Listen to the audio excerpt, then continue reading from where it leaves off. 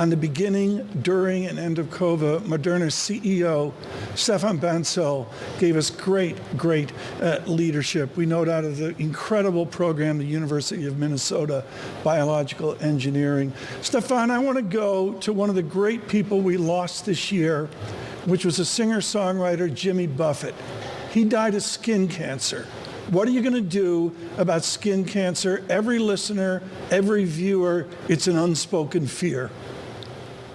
Well, good morning, and thank you for having me today. And you're right, today is a huge day of hope for cancer patients in general and for melanoma patients first.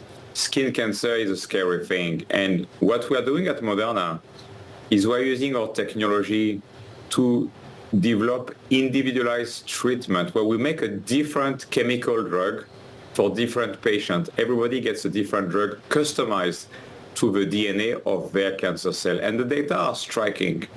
We compared our drug to the best drug available today, Keytruda from Merck, a checkpoint inhibitor.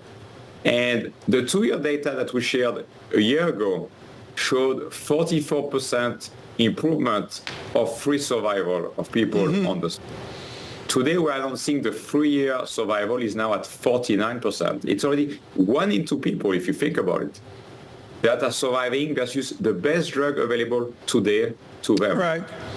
We still have a lot of ideas scientifically, manufacturing-wise, on how we think we can even improve that. And so we are rushing this into a phase 3. The phase 3 is recruiting very quickly. But we also, at the same time, because the data is so strong, you know, there's around 300,000 people who died of skin cancer per year around the world. We're also wanting to talk to regulators to see, is there a path for accelerated approval? Because the safety profile, the toxicity, is very similar to that drug, Keytruda alone. And so you have a very interesting risk-reward opportunity here for patients, which is you have 1 in 2 chance to make it with our drug out of 3 years. You mentioned Stefan Merck, or I think of Bristol Myers and their commitment to cancer therapies over decades and decades. Can you do this by going alone, or by definition to someone with your huge triumph in COVID, do you need to merge in joint venture in some form with a bigger platform? Yeah, so actually we are partnered with Merck. So what is interesting about this study that we are sharing today is we compared 2 populations.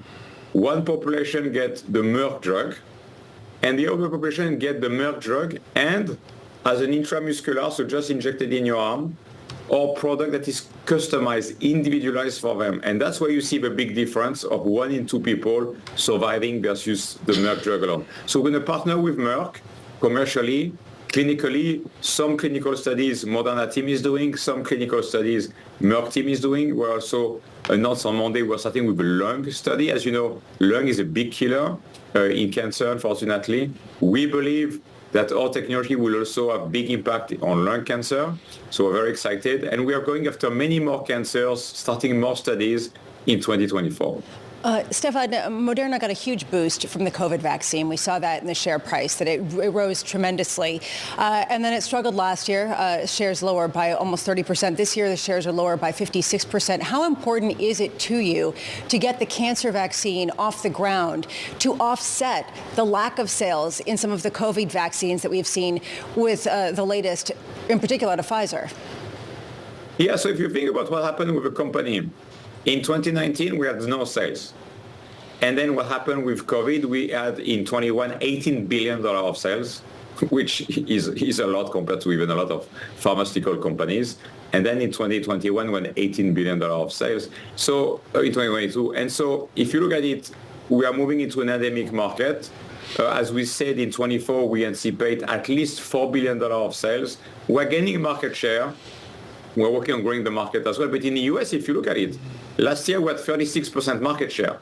In the last few weeks, we had 52 to 53% market share. We're actually now the leader in the US. And if you look, in 24, we're launching RSV, which is a big opportunity.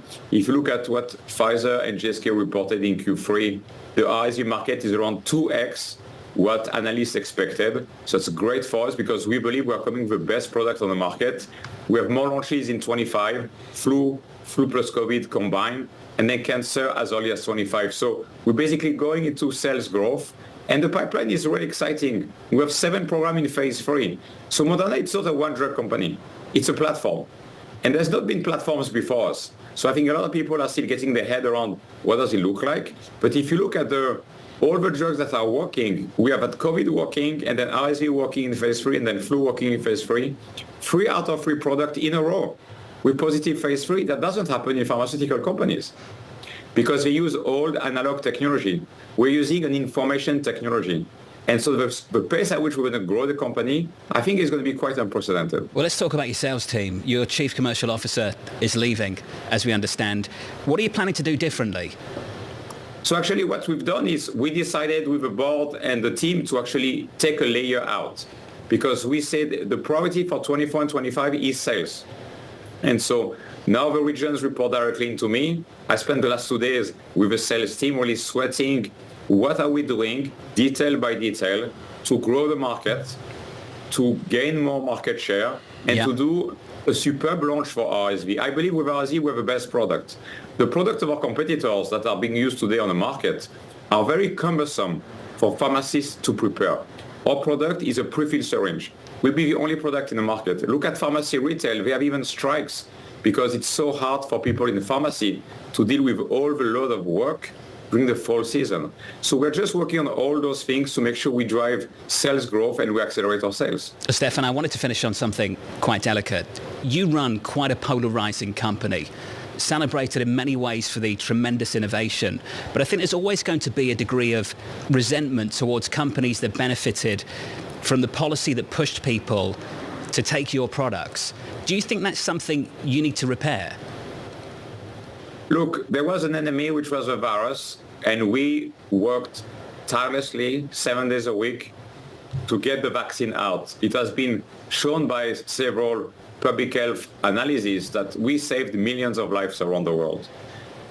What policy officials decided to do in different countries around the world was not the company's decision. It was the company's decision of governments.